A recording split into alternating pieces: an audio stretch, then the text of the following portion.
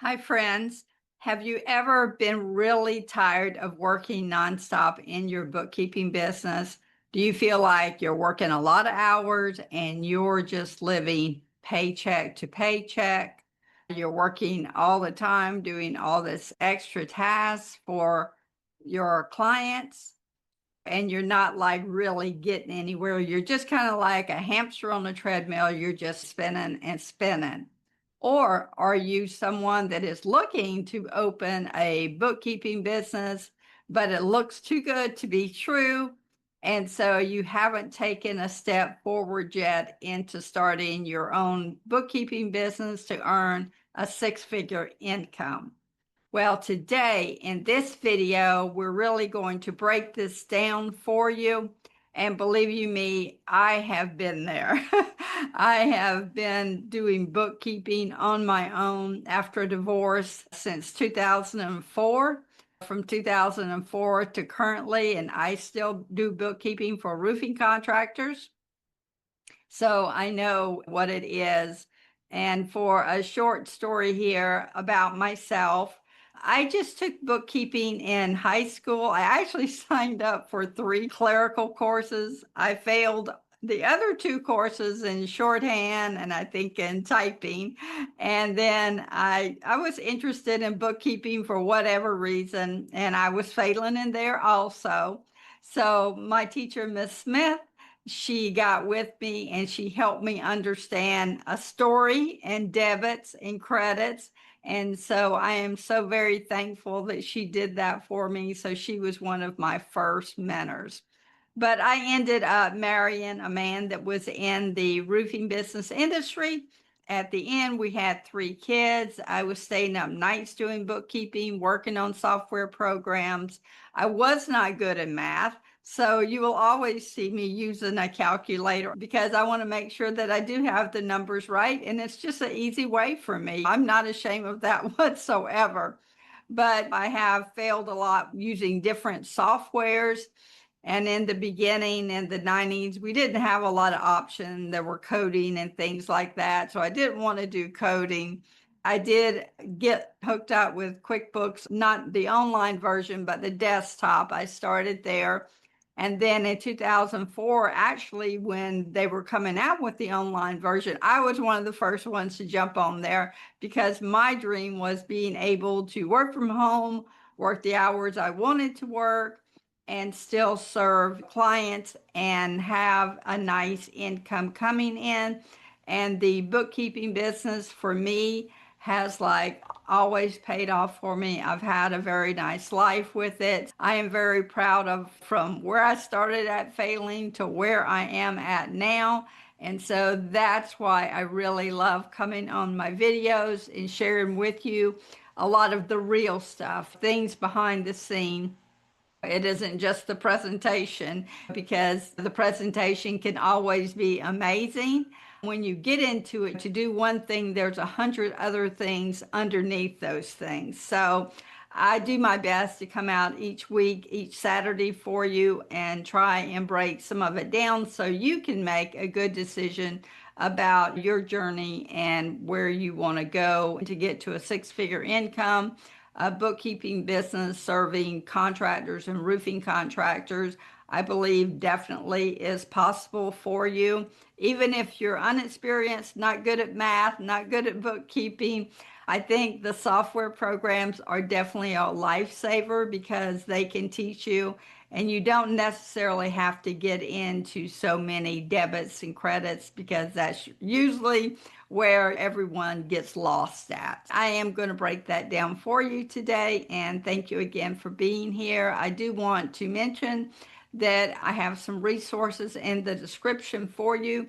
I have a bookkeeping roofing hub that is on School. It's a community for us to connect in and help each other in. I have some of my YouTube videos organized in there for you. And I also have the first module of a course that I have in QuickBooks Online for contractors. I have that in there as well that will help you get QuickBooks Online set up. And all of that is free to you, live every Thursday. and help you along in your journey wherever you are in the bookkeeping business. And maybe your husband owns a roofing business and you're trying to do the bookkeeping for him, or your son, or your brother, your sister. A lot of times in the roofing and construction, we have families all involved because we build it all together. This will help you in that community.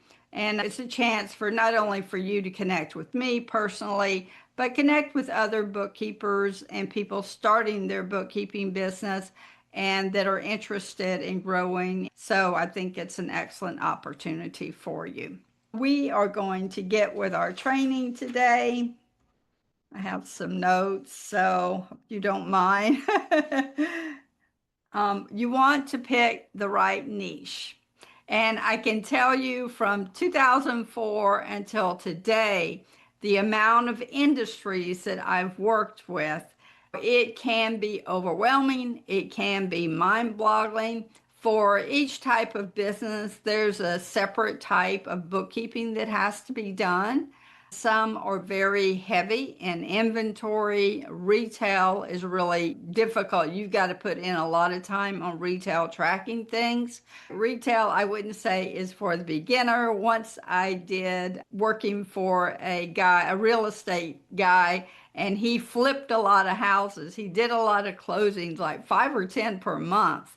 And so you really had to know how to put in the closing statements and the purchasing agreements and all of those things. If you're trying to do like a lot of industries, that could be why maybe you're not making very much money, because you're constantly on a treadmill with that, because there's constantly work. Maybe you didn't bid that project high enough. You underestimated the time that it takes to do that bookkeeping. I can remember about 10 years ago when I was sitting at my computer and I was working for that real estate agent, and I had my daughter helping me too. And she was in property management. It was still very difficult because there were so many moving parts. So you do have to be sure, that exactly the client a contract, exactly, what you're going to be doing. We are going to get a little bit deeper into that in our next video with the pricing. I'm pointing out that could be one problem that you're having, where you're just living paycheck to paycheck, even though you own your own business and even though you're self-employed. And most of that comes from over delivering and underestimating the time that it takes to do something. That is a challenging point of getting your pricing down. So I encourage you to check back the next Saturday, and then I'll help you with that as well. Okay, but we do want to pick a niche that, we think we will enjoy working in. Sometimes maybe we have a little bit of experience in that niche. In construction, it could be simply you had a roof put on your house, or you had a room painted. You're going to be doing bookkeeping for a painter, an inside trim guy, that you bought a house and you have a custom house, and you hired a contractor. So you have some experience with those things. So that's what you want to keep in mind, that find something that you do have a little bit of experience with. And even if you don't have experience with those things, maybe you have experience in organizational skills. And so that can help you a lot in your bookkeeping business. So just these little things. I can definitely tell you that anyone, if you really want to do it, can learn how to do it. And the software programs are going to help you so much too. And with AI, maybe if you're not sure, get on AI and just start talking to AI, ask questions, tell them a little bit about yourself and what you're looking for and what industries, say the top 10 industries, maybe that would be a fit for you.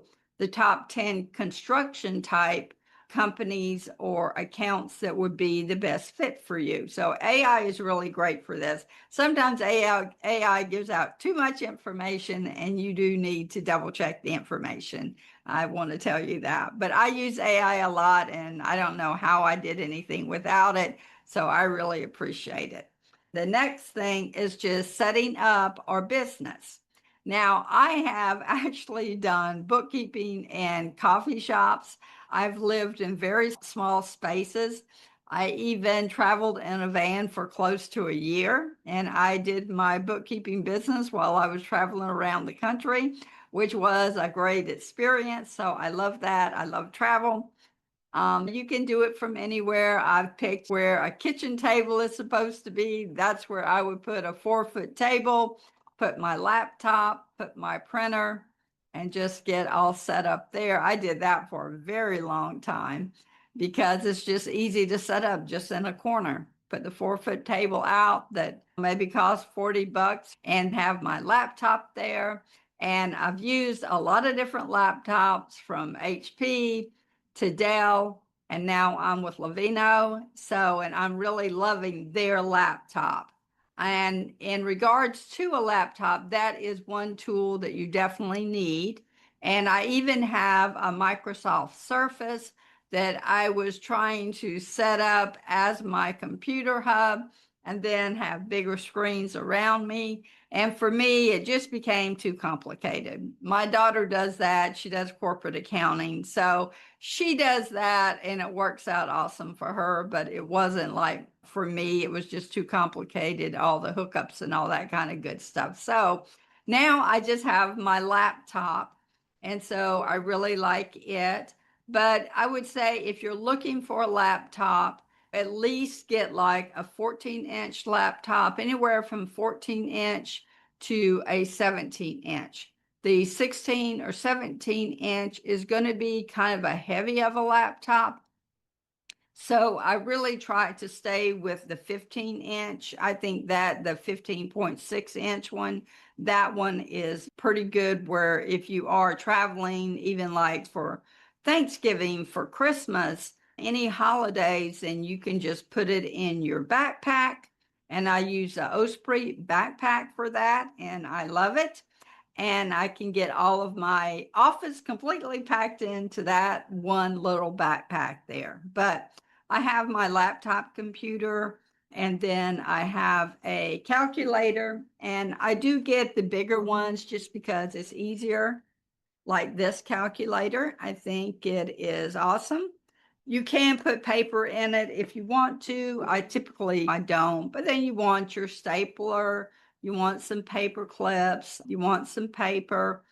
And as far as printers go, I really love the Brother printers where I can switch out like the different inks individually. So I don't have to pay $100 for one of those big cartridges, because a lot of times for us working in bookkeeping, we're just printing things out black and white. So we use more of the black ink cartridge than the other stuff.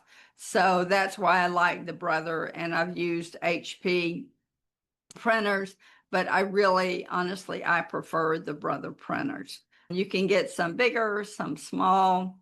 And one that I did get that it wasn't for me is like one of the really small ones that you pay a good bit of money for, where you can travel with it. It sounds like a good deal and that it would work well.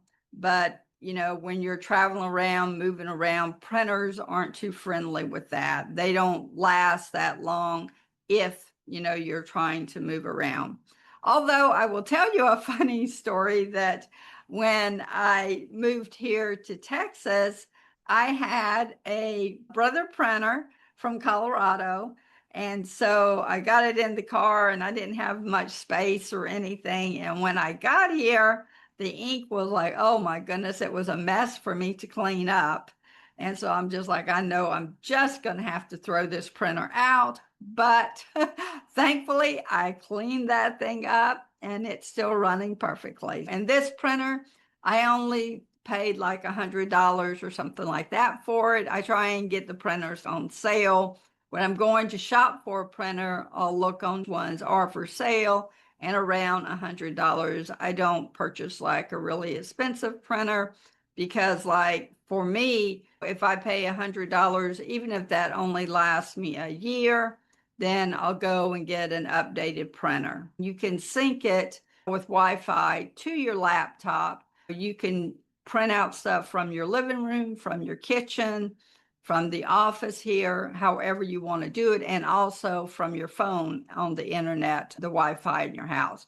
So I really do love that aspect of it. And then also I have an L-shaped desk like right now, and I went through a lot of desks too, but I will have the one I'm currently using. I like it. It's a L shape and it has 4 outlets, and then it has some USB plug-ins in it as well. I will also put the chair that I'm using. I've used 2 different types of chairs. One is a task chair, which is really good. You can get that for $60 or $70. And this white chair that I'm in now that is much more comfortable, I think I paid around $180 for this chair. But I will have that link in the description. And I think one most important thing that I'm thankful that I have found is I would get a external hard drive, like a 2 terabyte. And what I do, I connect that to my laptop. And then that way, everything that I'm saving on that hard drive. I don't have to worry about if a computer crashed and me losing all of my information. So everything's on that hard drive. I don't have to pay extra money for storage like Google storage and OneDrive storage and all of that. And because we do deal in financials, I think it's very good for security issues too, for your clients. Let them know that information is protected. And then another good thing, is say that you're away from your computer. It's just really portable. You just unplug it and take it with you. And then say you're going to your family's house, then you could just plug that up directly into their laptop or desktop computer. It's really light. I've had heavy ones too. Those are some of the things that I use for my bookkeeping. Of course, I'm on YouTube, so I do have like my mic and some lighting and things like that, but you wouldn't need those things unless you're going to have a YouTube channel talking about whatever service that you offer people. So that's a different step there. As far as softwares that you need, really just starting out, I do like Microsoft Office, QuickBooks Online. Of course, we have to have that. I only work in QuickBooks Online, and that's one reason too my business is profitable, is because I'm not trying to learn a bunch of software programs. I'm not trying to learn a lot of different accounting systems. I'm just sticking to one software, one type of client that I'm servicing, and it's all duplicatable. Every roofer and almost every contractor goes through the same process. In the series that I am sharing with you, the 1 through 8 series. And so that would be a lot of what you're doing for your clients. But I think really that's about it. In software, I do pay for chat AI. And so that's really helpful for me too. It replaces me having to hire someone to do a lot of things for me as a solo owner. And I just prefer to be a solo owner. It's never been my dream to have a big firm. It's worked out really well for me and has supported me all these years since 2004, solo and alone and as a single woman. So there that is. Our next thing is to connect with roofers or contractors. And this doesn't have to be like a really hard job. What I can tell you what I do, I'll go into my Facebook. I send quite a few invites to different roofers that I feel like match who I want to serve and who I can help. It's some roofers that are small, just starting out, some medium. When I say small roofer, I'd say a small roofer is like from up to $500,000 in sales a year. A medium roofer would be around 1 to 2 million per year. And then a bigger roofer, and don't let that scare you away either, they're going to be between 3 million and 5 million. And that's the scope of roofers that I actually serve. For instance, for the roofer that's a smaller roofer, you might talk to them a little bit different because they'll be looking for different things than a larger roofer. If you're just starting out, the smaller roofer, I think you'll be able to connect with really well. How I do it is I invite roofers to be friends with them on Facebook and just get to know them. And then also I will join groups that are contractors, roofers, anything connected in the construction industry. And then when I see somebody maybe that I want to introduce my service to, I would comment area. If you need any help with your bookkeeping, job costing, or a QuickBooks Online, here is my email address. I'm not like a big fan of Messenger on Facebook just because there's so many scam people there. And so sometimes you get a bunch of bad messages and people trying to sell you things and stuff like that. So I'm not a big fan of that. I typically leave my website, and then I also leave my email address. And so then they can find my phone number and all my contact info on my website. And I will be helping you too with how you can create your website. And for bookkeeping, what a website actually does, it's not going to be a whole lot of interaction there, but it is going to be building up the know, trust, and like factor. Because in finances, there's a lot of trust there. So people want to be able to trust you for you to say if you're going to send a report to them on Tuesday, that you do send a report to them on Tuesday. Or if you're going to call them, making sure that you called them or you emailed them or you just keep good communication with them. But that's how I would get like my first client in my bookkeeping business, go through some of those groups. I don't spend a lot of time on it though. So I'll go on Facebook maybe for 15 or 20 minutes, make a couple posts on there, and that's all I do.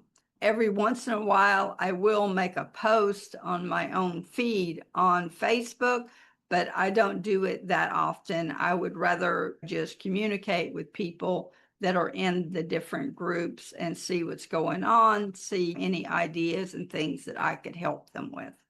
Because my goal is to help basically you and help roofing companies earn more profits. I don't do historical, just do bookkeeping just to have historical data because I want to help them in the future. And we can't do anything about the past. Those are all past numbers, but we can use those historical numbers to move forward into the future, both in our businesses and in their businesses. Thank you so much for watching my video today. I really appreciate each and every one of you. I'm still trying to build my YouTube channel, so please do subscribe and share, and it means so much to me. Thank you so much, and I appreciate you, and I hope you have a wonderful weekend. Bye-bye.